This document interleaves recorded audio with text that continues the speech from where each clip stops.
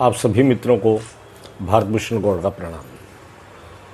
मित्रों, जैसा कि इस समय सभी जानते हैं कि कोरोना वायरस जो कि एक महामारी है, इस समय उसने न केवल हमारे देश भारत को बल्कि पूरे विश्व को अपनी चपेट में ले रखा है। मित्रों, बहुत से मित्र जो मुझसे अनेक माध्यमों से और व्यक्तिगत रूप से भी ये प्रश्न पूछते रहते हैं कि कोरोना जो महामारी है इसका ज्योतिष से क्या संबंध है भी या नहीं भी है।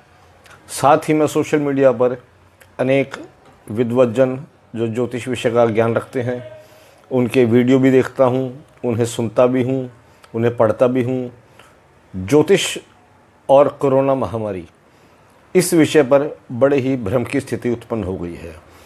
प्रस्तुत वीडियो में मैं इस संशय की स्थिति को यथासंभव दूर करने की कोशिश करूंगा। तो मित्रों, सबसे पहले अगर आपने हमारा ये चैनल सब्सक्राइब नहीं किया है तो प्लीज़ इसे सब्सक्राइब करें, और अगर आपको वीडियो पसंद आए तो इसे लाइक भी करें। आप अपनी कीमती राय कमेंट्स में भी दें। मित्रों, सबसे पहले हमारे को ये जानना पड़ेगा कि कोरोना महामारी जैसी जो महामारी है इसके विषय में हमारे शास्त्र क्या कहते हैं। हमारे शास्त्र दो प्रकार के हैं। एक वो है जो ज्योतिष से संबंधित हमारा ज्योतिष शास्त्र है। ज्योतिष शास्त्र या ज्योतिष ज्ञान या आप ज्योतिष विद्या कहिए, इससे संबंधित ग्रंथों में महामारियों का उल्लेख आता है। कुछ ऐसी विशेष ग्रह स्थिति दर्शाई गई है जो इस तरफ इशारा करती हैं कि कब किसी प्रकार की इस प्रकार की महामारी या संकट संसार पर आ सकता है। लेकिन यह ज्योतिष का विषय नहीं है। ज्योतिष सिर्फ आपको इशारा करेगा कि यह समय कष्ट का है, लेकिन इसका विस्तृत विवरण हमारे अन्य धार्मिक ग्रंथों में विस्तार से दिया गया है।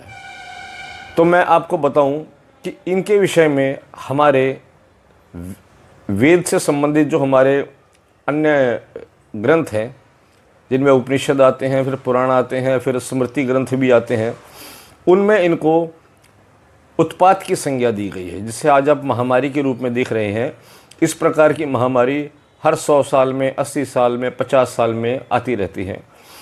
और इस तरह की महामारियों को या संकटों को हमारे शास्त्रों ने उत्पात नाम दिया है। और ये 3 प्रकार के उत्पात होते हैं, जिससे आप इसको सुनने के बाद आसानी से खुद ही निष्कर्ष निकाल पाएंगे कि इसका ज्योतिष से संबंध है या नहीं, और है तो कितना है। ये 3 प्रकार के जो उत्पात बताए गए हैं हमारे धार्मिक ग्रंथों में, वो है दिव्य उत्पात। दिव्य उत्पात जो ग्रहों और नक्षत्रों की संयोग से उत्पन्न होने वाले उत्पात होते हैं, वे दिव्य उत्पात कहलाते हैं। वर्तमान कोरोना महामारी इस श्रेणी में नहीं आता, क्योंकि यह ग्रहों और नक्षत्रों से उत्पन्न किसी भी प्रकार का उत्पात नहीं है, महामारी नहीं है।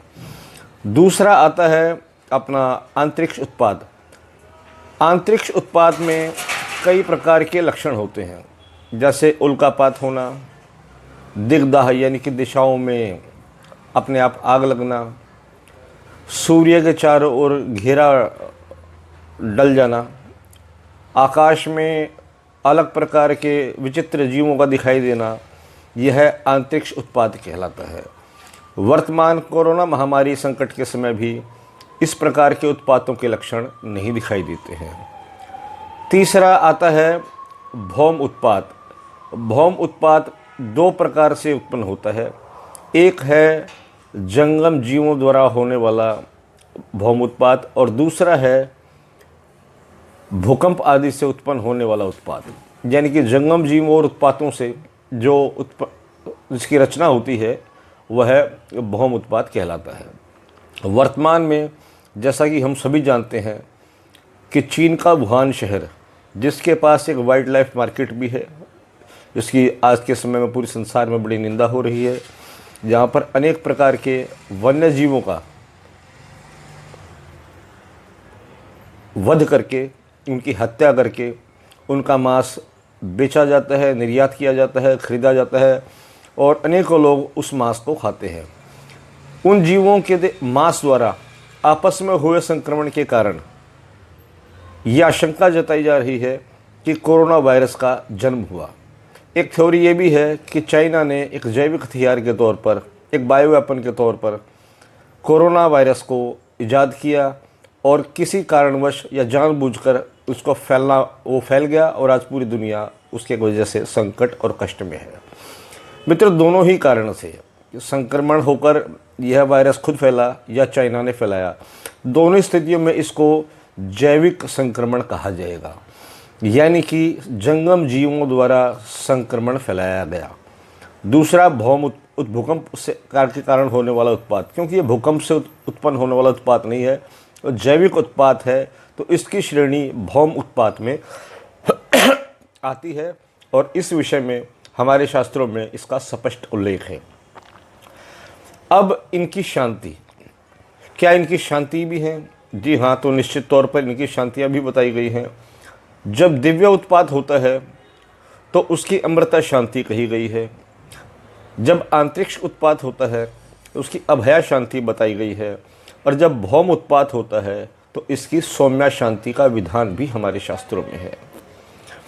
इस प्रकार से स्पष्ट हो गया कि 3 प्रकार की उत्पात और तीनों प्रकार की शांतियों का वर्णन हमारे शास्त्रों में आता है। जब हम दिव्य उत्पात की बात करते हैं, यानी कि ग्रहों नक्षत्रों से उत्पन्न होने वाला उत्पात, तो जब हम उसकी शांति का उपाय करते हैं तो वरुण नाम के वृक्ष की जड़ को अपने शरीर, गले या बाहू में कंठ पर धारण करके हम उस शांति कर्म को करते हैं।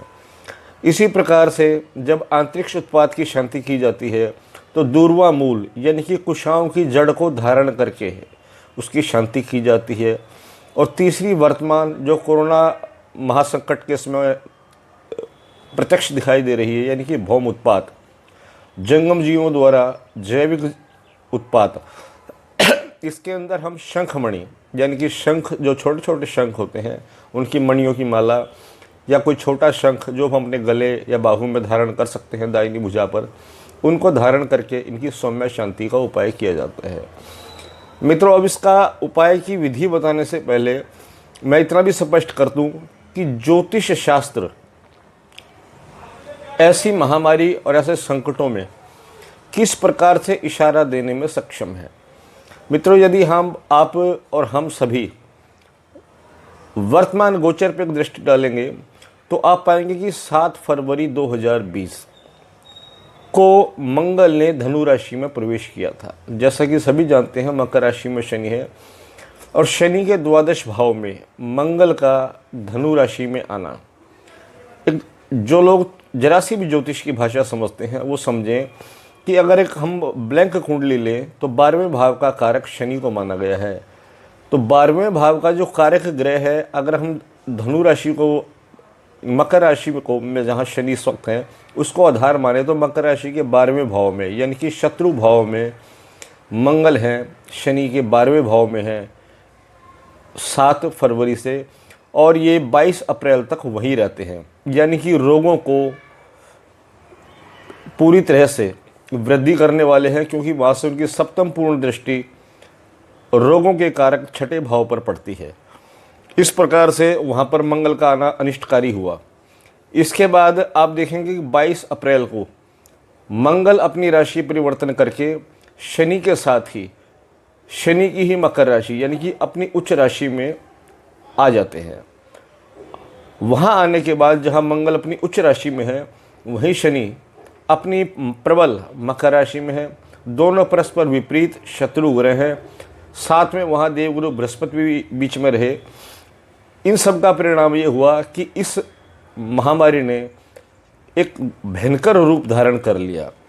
और इससे अगर ज्योतिषीय दृष्टि से हम देखें तो इससे मुक्ति कब होगी? तो मित्रों, 4 मई 2020 को जब मंगल अपना राशि परिवर्तन करके कुंभ राशि में चले जाएंगे, तारीख होगी 4 मई 2020, और मकर राशि में शनिदेव अकेले ही रह जाएंगे। तो ज्योतिषीय दृष्टि से हमें इस महामारी से मुक्ति अवश्य मिल जाएगी। यह ज्योतिषीय एंगल है। एक मैंने आपको बताया, दूसरा मैंने शास्त्रों द्वारा आपको बताया कि कोरोना और ज्योतिष और हमारे शास्त्र इस विषय में अलग अलग क्या निर्णय देते हैं। ज्योतिष केवल आपको हमको इशारा दे सकती है कि इस समय से इस समय तक महामारी होने का संयोग है, लेकिन वो कौन सी होगी, वो दिव्य है या वो अंतरिक्ष है या वो होम है, इसमें स्पष्टीकरण हमारे शास्त्र ही देते हैं और वो उसकी शांति का उपाय भी बताते हैं। अब मित्रों, मैं इस महामारी की शांति का जो उपाय भी शास्त्रों में बताया गया है वही आपको बताऊंगा। ये कितना प्रभावी है ये तो आप खुद प्रयोग को करने के बाद ही समझ सकते हैं। जैसा कि सभी जानते हैं, हमारे यहाँ वेदों में कि जो मंत्र हैं, ऋचाएँ हैं, उनमें सूक्त माने गए हैं। यानी कि महादेव की जब हम पूजा करते हैं तो रुद्र सूक्त, विष्णु के किसी भी रूप की पूजा करते हैं तो पुरुष सूक्त, देवी के किसी भी रूप की पूजा करते हैं तो शीर सूक्त। तो इस विषय में पुरुष सूक्त यानी कि जिसमें 16 मंत्र होते हैं और भगवान विष्णु के सभी रूपों का पूजन पुरुष सूक्त के द्वारा होता है।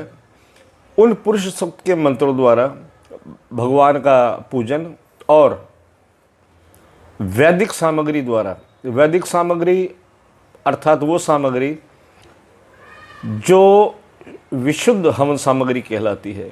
आजकल बहुत से बाजारी उत्पाद हैं, अलग अलग कंपनियों की हवन सामग्री बिकती है, वो नहीं। शुद्ध हवन सामग्री हो, गाय का घी हो, सामग्री में चावल, इंद्रजौ, चंदन का चूरा, काले तिल, अक्षत आदि जिस प्रकार की सामग्रियों का विधान है, उनके द्वारा आम की लकड़ियों पर या सप्त समिधाओं पर यदि पुरुष सूक्त के मंत्रों द्वारा आहुति देकर इस महामारी के शांत्यर्थ अगर पूजा पाठ हवन आदि किया जाए तो काफ़ी हद तक इस महामारी से को नियंत्रित करके, इन विषाणुओं को नाश करके और वायुमंडल की शुद्धि की जा सकती है। मित्रों, जैसा हमारे शास्त्रों ने इस विषय में विधान बताया वैसा ही मैंने आपको स्पष्ट किया है। आशा है आपको हमारा ये वीडियो पसंद आया होगा। आप सभी को भारत भूषण का गौड़ का प्रणाम।